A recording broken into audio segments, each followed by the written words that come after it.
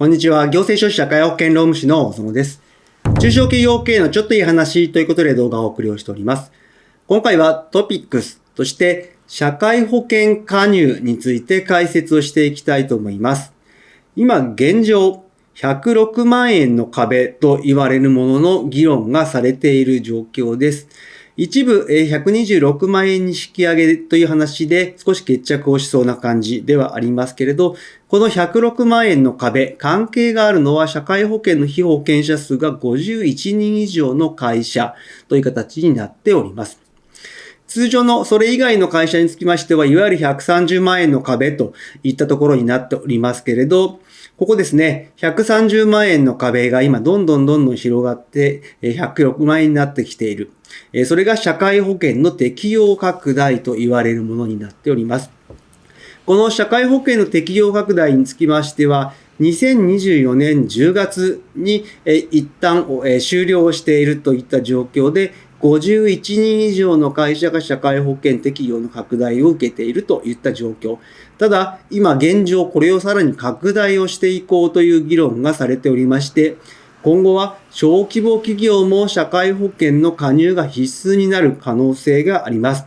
それによって社会保険への加入を避けて従業員が稼働を抑える、もしくはそのまま副業してダブルで働くといった状況、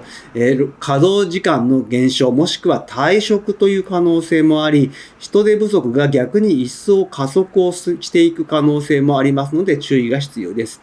今回はこの社会保険加入について解説をしていきたいと思います。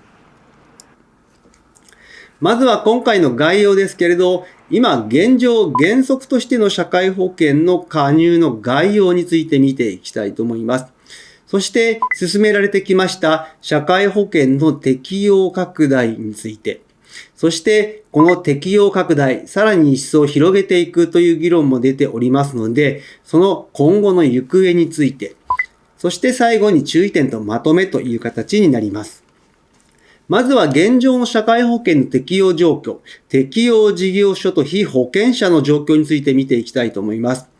原則としては、法人の場合は業種に関わらず社会保険の適用を受けるという形で、強制適用事業所になっています。また、個人事業主の場合は5人以上のものを使用する事業所において、法定17業種に該当する場合は、強制適用事業所となっており、今現状社会保険の強制適用事業所というのは266万社というように言われております。この法定業種につきましては、2022年10月改正がありまして、以前は16業種でしたけれど、今は4業が追加をされて17業種という形になっており、この濃い緑の部分が強制適用事業所となっている。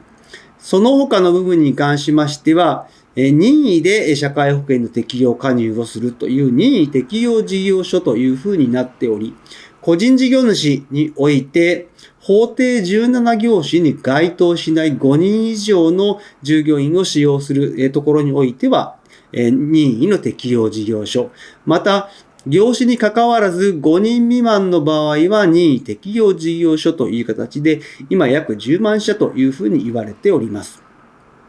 そしてですね、ここで働く従業員ですけれど、原則70歳未満になりますけれど、1週間に30時間以上働く場合は、社会保険の適用を受けるという形になっております。ただしですね、会社の規模によっては、20時間以上の労働で社会保険の被保険者になるというケースがあります。これが社会保険の適用拡大と言われるものになっておりまして、今現状は被保険者数51人以上の会社は週20時間以上の勤務、その他の要件もありますけれど、で、原則として社会保険の被保険者になるという形になっております。この社会保険の適用拡大、今現状51人以上ですけれど、どんどん規模を広げていって、現状は51人という形になっておりますけれど、この適用拡大の経緯についてはですね、もともと、高齢化社会における経済基盤の強化が問題になっていて、非正規雇用労働者が4割を超えてきた。そして将来年金が不安だといったところ、また老後年金問題といったところもあって、まずは大規模な企業からですね、社会保険の適用拡大という形で進められてきたという経緯があり、それが2016年の10月に500人を超える企業においては、週20時間以上、月に8万8000円以上、そして1年の労働という形で社会保険の適用拡大が進められてきたというわけですけれど、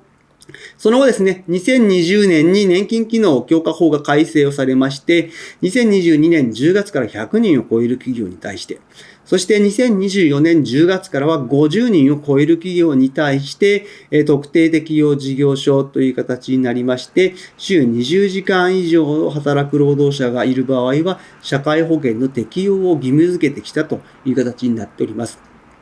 そして、雇用見込みにつきましてもですね、以前は1年だったんですけど、今は2ヶ月という形で短縮化をされているといった状況で、今現状は2024年10月に適用拡大を受けた51人以上の会社が特定適用事業所になっているといった状況で、それ以外の会社は先ほどの原則通りという形になっております。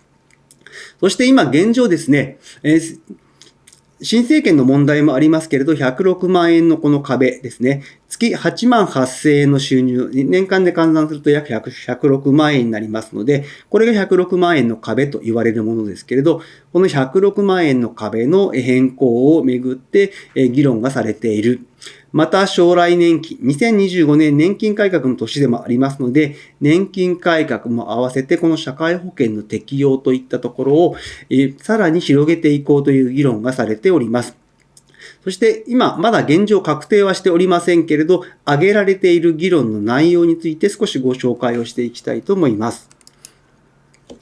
今後の適用の方向性として挙げられている提案が大きく3つ出ております。まずは賃金要件の撤廃ということで、今現状106万円という形になっておりますけれど、月8万8000円。ここを撤廃をしていくという形で、ここに関しては106万円からいくらまで上げていくのかといったところが、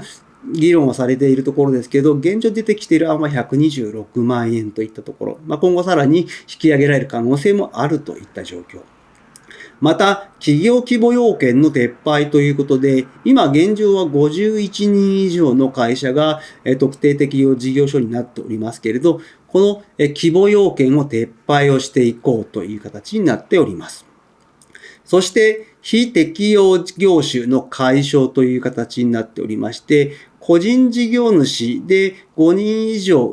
雇っている事業所で、非適用業種の場合は、社会保険の適用は強制されないという形になっておりますけれど、この非適用業種をなくしていこうという形になると、ここですね、個人事業所において5人以上従業員を雇用している場合は、一律で特定適用事業所になってくる可能性があるという形になっております。そうするとですね、個人事業所においてはですね、5人未満の会社以外はすべて社会保険の適用を受けてくるという可能性が出てくるので、非常に厳しい社会保険料の負担というのが大きくのしかかってくるという可能性があります。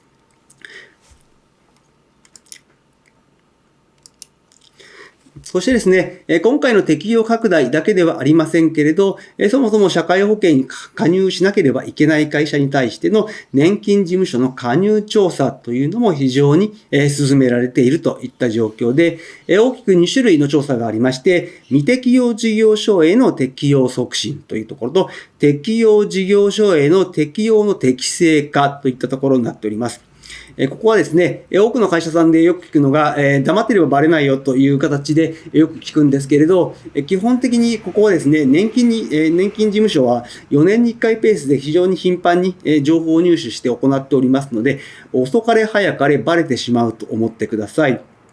そして、ここで適正に手続きをしていない場合ですね、罰金罰則のリスクもあるので注意が必要です。そして、遡って加入となった場合は、2年分の保険料請求のリスクもあります。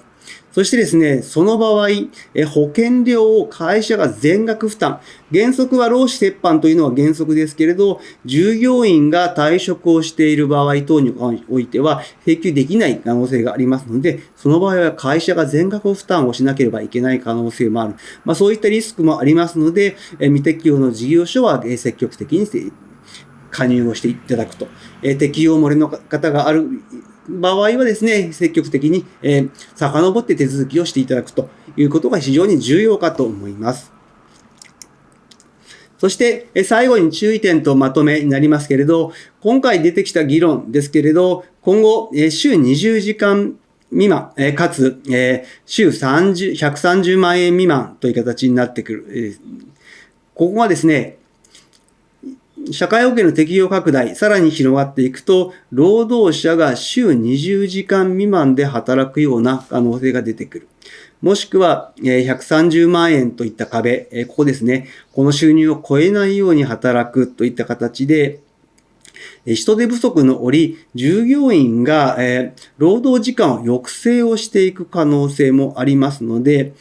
今後、社会保険の適用拡大の適用の時間ですね。ここの部分よく見ておかないと、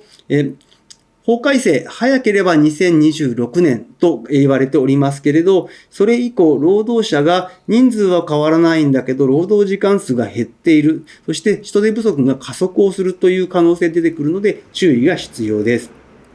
従いまして、あと1年ほどになりますけれど、雇用の確保の準備をする必要があるかと思います。多様な働き方ですね。短時間の勤務の方、高齢者の方、外国人、そしてそういった形でのダイバーシティ経営の取り組みといったところに取り組んでいくことが、今後の人手不足解消には不可欠かと思います。